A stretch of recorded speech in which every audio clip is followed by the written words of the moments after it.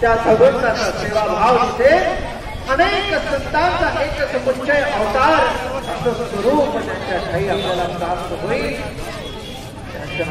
आमच्या दर्शनात आमच्या डोळ्यात ते होते, आमच्या समोर ते होते, आमचं भाग्य होतं।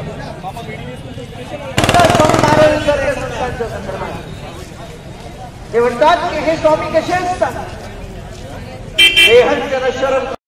या भारतीय देशातला संस्कार किती मोठा आहे हे विचार पूर्ण जग या निमित्तानं घेणार आहे।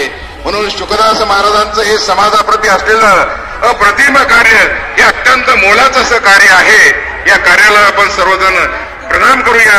या कार्यामध्ये आपण सर्वजण आनंदाने नांदत होते हिंदू मुसलमान, गणपती होता मस्जिद, शिवरायाला करते मी वंदन, मला आवडे जात आणि धर्माचे बंधन, असाच माझा शुभा होता माणूस।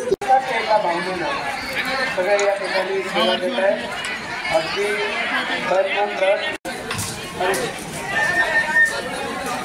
थोडा थोडा द्याने बाजूला घ्या।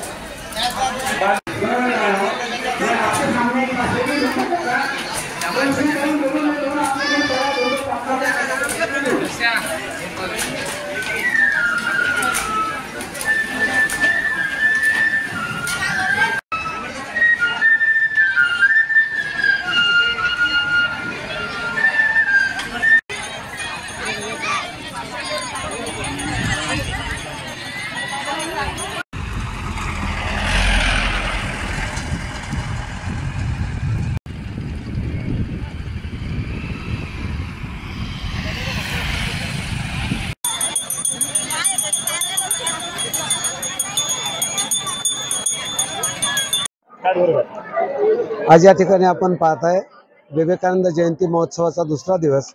आज या ठिकाणी महाप्रसाद बनवला जातोय। शेकडो गावचे हजारो स्वयंसेवक स्वतःच्या इच्छेनं, स्वतः सेवा करण्याच्या भावनेनं या ठिकाणी जमा होतात। 200 क्विंटल गव्हाची पुरी आज या ठिकाणी बनवल्या जाते। तेवढीच वांग्याची भाजी सुद्धा आपण बनवत आहोत। स्वातंत्र्य, समता, बंधुता, सामाजिक एकता म्हणजे खऱ्या अर्थानं अध्यात्म असतं। विवेकानंदांच्या विचारात माणसाला जोडणारा तत्वज्ञान होतं। या ठिकाणी जो महाप्रसाद बनतो तो वेगवेगळ्या पंथ, संप्रदाय, वेगवेगळ्या जाती धर्माचे सगळे लोक एकत्रित येतात।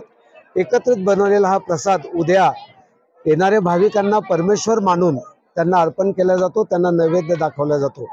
अगदी अद्वितीय असा हा सोहळा असतो। 2 लाख भाविक एका वेळेला हा महाप्रसाद घेत असतात। अगदी सकाळी 3 वाजेपासून हा प्रसाद बनवण्याचं काम सुरू आहे।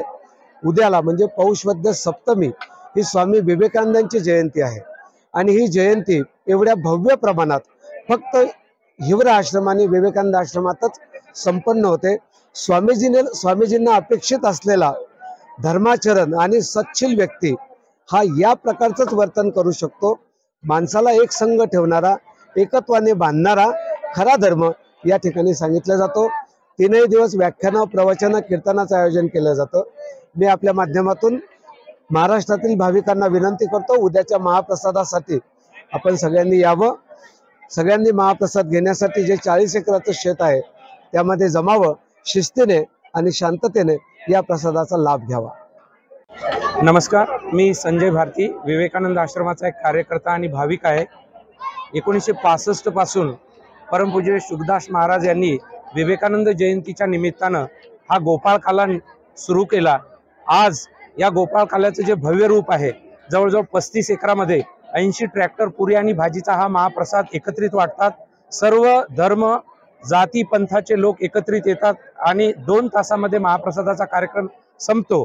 त्याआधी 3 दिवसापासून लोक प्रबोधनाचे विविध कार्यक्रम व्यासपीठावरती होतात।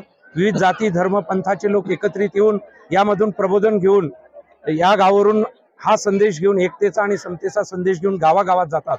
अशा प्रकारे विवेकानंदांची जयंती महाराष्ट्रात नव्हे तर भारतामध्ये अनेक ठिकाणी चौकशी करून पाहिली, कुठेही एवढ्या भव्य प्रमाणात अन्नदान आणि लोक प्रबोधनाच्या दृष्टीने कुठेही मोठी साजरी होत नाही। माझी अशी विनंती राहील आपणा सर्वांच्या माध्यमातून की ही जयंती, विवेकानंद जयंती महोत्सव हा लोक जयंती महोत्सव आहे, याचं रेकॉर्ड हे गिनीज बुक ऑफ वर्ल्ड मध्ये व्हावं अशी मी आपणा सर्वांच्या वतीनं गिनीज बुक ऑफ रेकॉर्डची जी व्यवस्था समिती असेल त्यालाही या निमित्तानं विनंती करतो की त्यांनी यावं आणि पाहावं आणि याचं अवलोकन करून याचं त्यामध्ये नोंद करावी.